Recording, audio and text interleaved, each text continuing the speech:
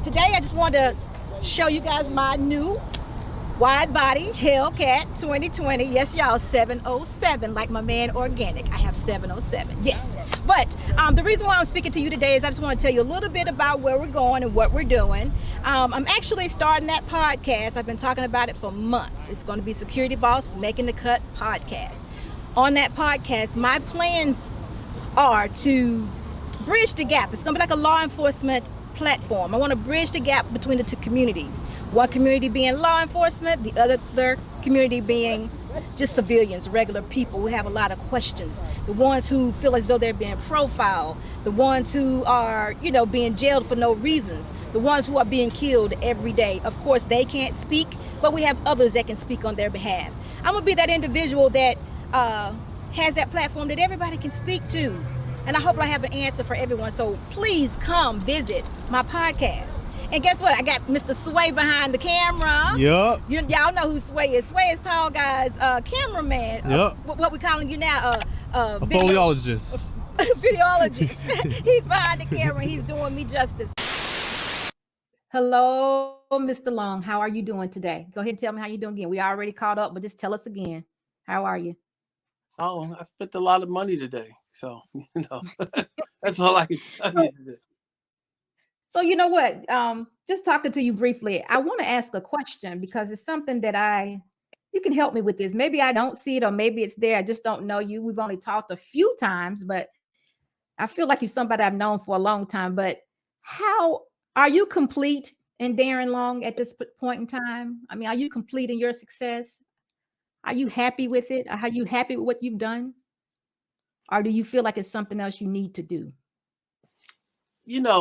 So in psychology today, and I read this sometime probably in the 2000s and then again in probably sometime around 2015.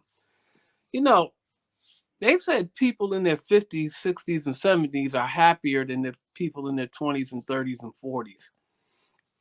And they said that because, they kind of accept wherever they are in life, whether, they kind of accept wherever they are in life and they're just good with it.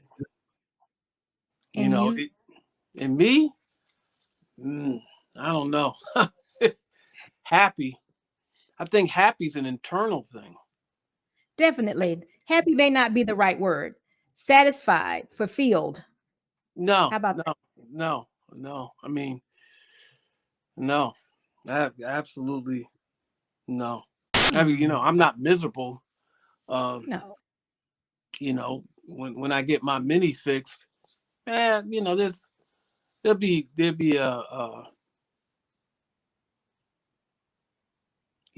moments of happiness. If I beat your Charger RT, I'll be really happy for that moment. No.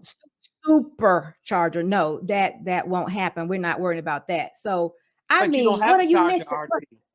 You don't have it. You have a Hellcat. Exactly. I said supercharger. So I was just correcting you, but that's okay. We don't have to worry about that though. Hold on. My Mini is supercharged. It is about 101 horsepower. It's very supercharged. No. My 121 horsepower Mini is naturally aspirated. My supercharged Mini that will have a built motor in it will have considerably more. It still won't beat your Hellcat, but I want to be the RT. I want to be the Charger RT. That's what I'm building it for. But don't get off the subject. Okay. Because I'm trying to figure out what that's. Did I say who? I'm trying to figure out what you're missing, so I don't have to run into all those different faces, or what did you call them? All those different. The mini moves of Darren Long. The mini moves. So I don't have to meet all those different people. I can just meet 2 or 3. I'm trying to figure out what we can do to get you there. Is it a woman that you're missing? You think? Yeah, but that, you know what? You can't look for outside sources to complete you. That would be a mistake. All that stuff has to come from within, and then any and everything else can just complement it. But no, everything has to come from within. So Okay. that you can't, you go looking for stuff on the outside, you'll never get what you're looking for, whatever that may be. Well, maybe you shouldn't look. Maybe you should just allow it to come to you. And we'll just deal with the many moods of Darren Long until it gets there. I think me and Rick have almost the exact same taste in women, at least physically. Like good women. I love women that look good, just crazy. No. Bad. That's what I like. We're just talking physical. I want bad. So, I like good-looking, thin women. I think he likes good-looking, thin women. And I love flat-chested women. Like Rick ran the funk shop. He was the guy with the glasses. They keep saying he looks like the dude from What's Happening. I don't know if that's true, right? But one of the things that Rick said is Darren will do something and then open up a book and show you the statue of why he could do it. And like no one was used to that. Like no one had seen that. Like I can do this and this is why I can do this, right? This is the law that was violated. This is what I saw. This was what was violated. This is my response to it. This is what gave me the ability to do this. And so I'm taking all the questions. Can he do this? What's this? What law was violated? I'm taking all of that out of the mix, right? If you criminally trespass, I'm gonna give you the section. I'm gonna give you the code and the section, and then I'm gonna give you the code and the section of my ability to do something about it, and so on and so forth. No motion, and then it takes all the questions out of it. They don't have it. If you've ever like read something of mine, when I learned this, there are no questions. There are none. They don't have any questions. You actually learned those statutes and those laws so you actually could do your job successfully. Am I right about that? No, actually, no. I learned I learned statutes and laws from my my interaction as a defendant with the criminal justice system. Tonight, the mall manager known for using his taser is under arrest. This is new video of Darian Long there in the handcuffs getting into a police van. I rarely discuss this in public. I've told I tell people in private. This is probably something that you'll put up. So it does affect something that I did in Michigan, and why I chose to do something different, because it was in that particular municipality, and you never want to give the man, a second bite at the apple. And basically, what I watched them do was try to railroad me. They tried to just railroad me. And I will say this, and I said this before, when you're in power, you kind of get arrogant. When you're used to dealing with a certain type of person or seeing a certain type of thing, you make automatic assumptions. And I don't want you to edit this language out at all, right? Okay. What they thought they had was a smart ass nigga. They didn't understand that they had a nigga that was smart.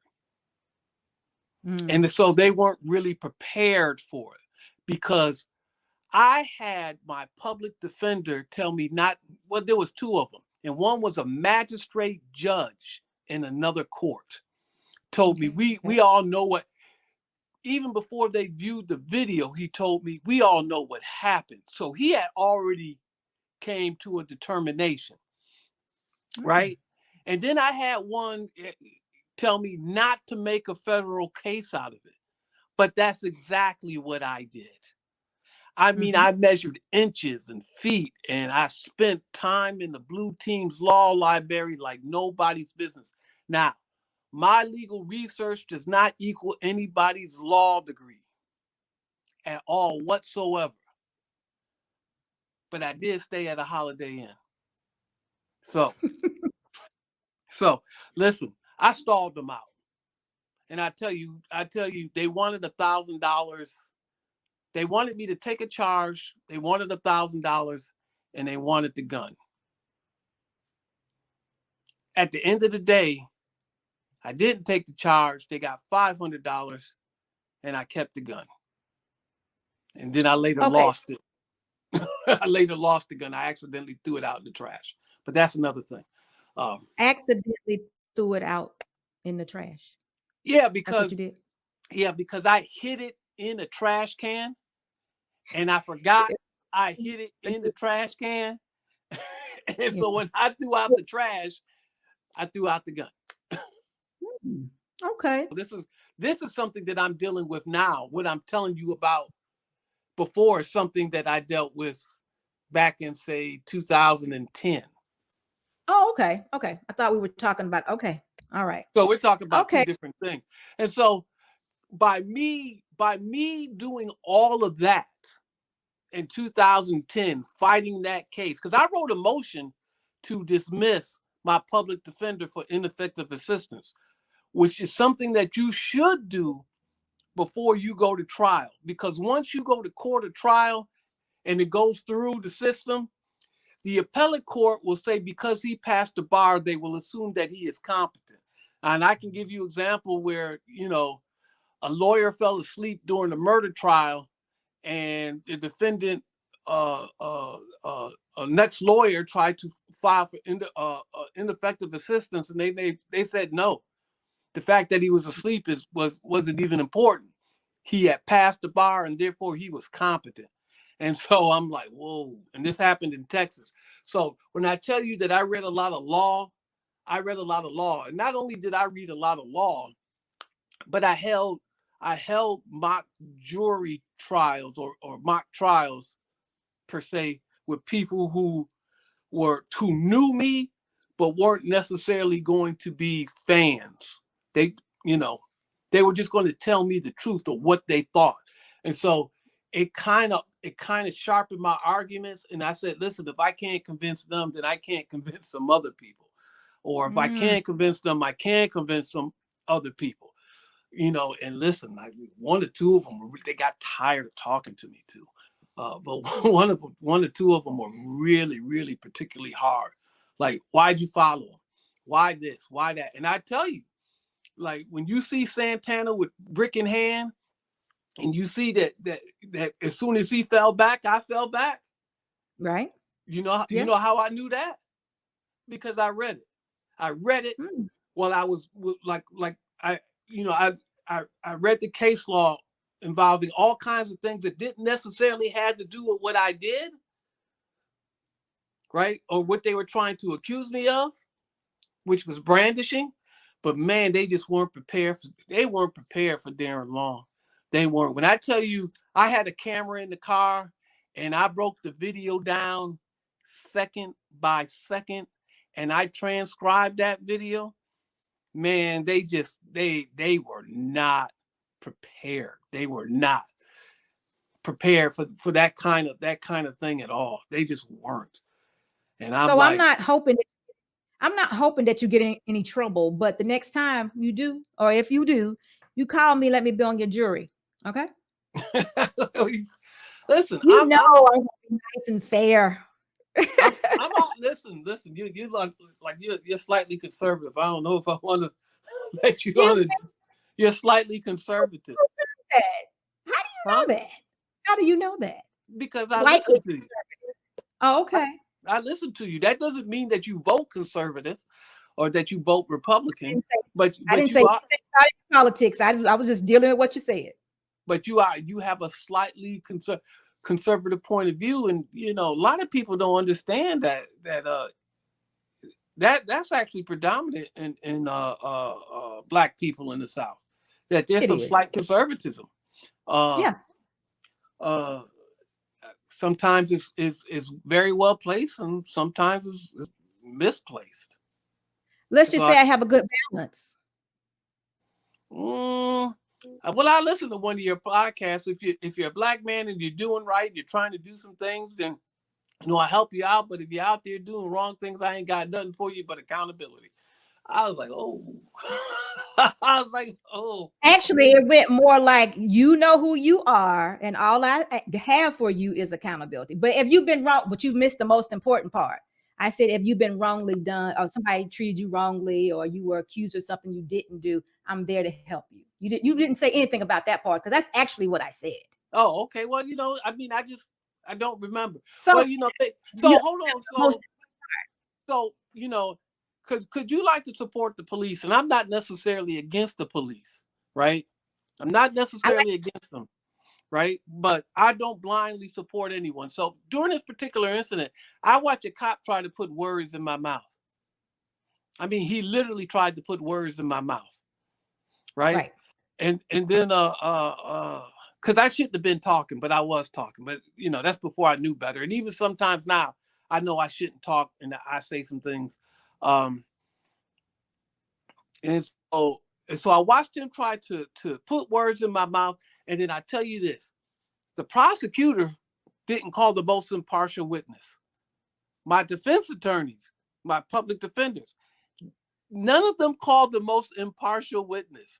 And I thought, wow. And that's when I knew. Because we had like 7 pre-trial hearings, or not motion, but meetings, right? And that's when I knew, when I looked at the witness list, that's when I wrote my motion for ineffective assistance. I like, these people trying to throw me under the bus for real. And that's another reason why I tell people, you got to learn the law so you can check your lawyer to see what your lawyer's doing, because your lawyer might be working against you. Well, let me add a little clarity to what you just said. I do support the police, but not bad police. Not bad police officers. Only the good ones. If somebody is doing something wrong, I'm gonna try my best to call it out. I don't care who you are. So it's a way to say that I don't blindly support them. There are a lot of corrupt police officers, a lot of them, but there are a lot of good ones, a lot of good ones. You've seen that yourself. On one block, you've seen some good and you've seen some bad.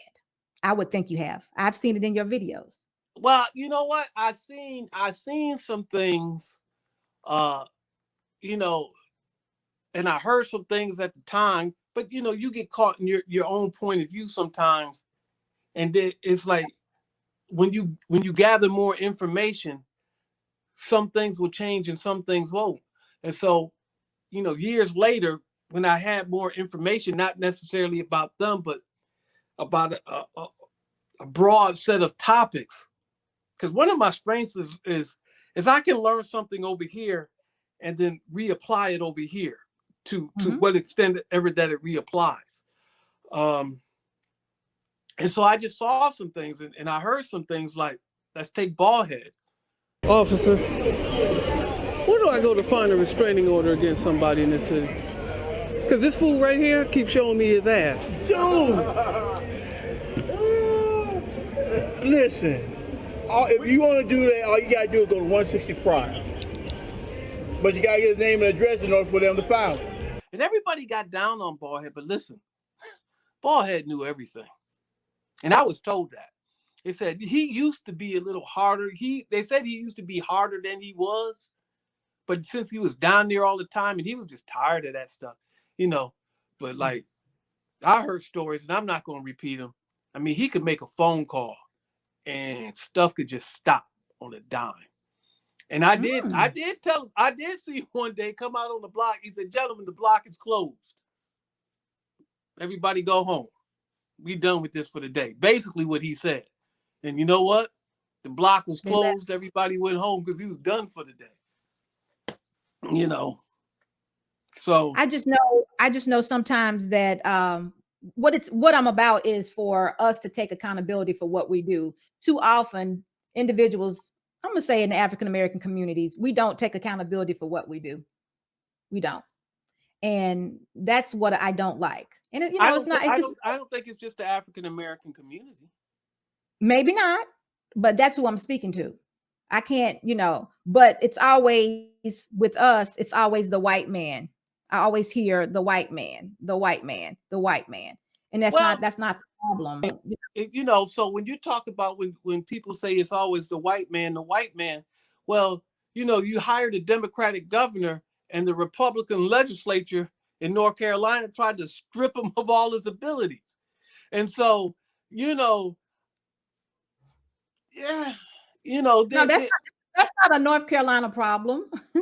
It is particular. I mean, listen, it happened particularly in North Carolina, and North Carolina was a little successful at it, and so other states tried to do it. But it does happen. I mean, it's stuff what does are you happen. thinking of exactly? No, it does. No, things happen. I'm about right and wrong. I mean, white or black. I mean, people, things happen to all people. What's right? I mean, but right and wrong is kind of like you know, who makes that judgment? And fairness. There is no There's fairness. nothing fair. No, there's nothing fair. That's no, nothing's fair. I don't get the fairness thing. I'm not talking about that. But accountability is being accountable for what you do. I'm talking about, if you've seen some of my videos, simple traffic stops, not just in North Carolina. It could be anywhere. It could be anywhere where the police officer pulls you over, he's racially profiling you. Sometimes it's not that way. It's pulling you over because you were speeding, pulling you over because you don't have a seatbelt. Could be something very, very simple. But we want to have court on the side of the road. This simple stuff. That's accountability to me. Okay, well, I mean, so I watched that thing with Officer Mike, who I didn't know was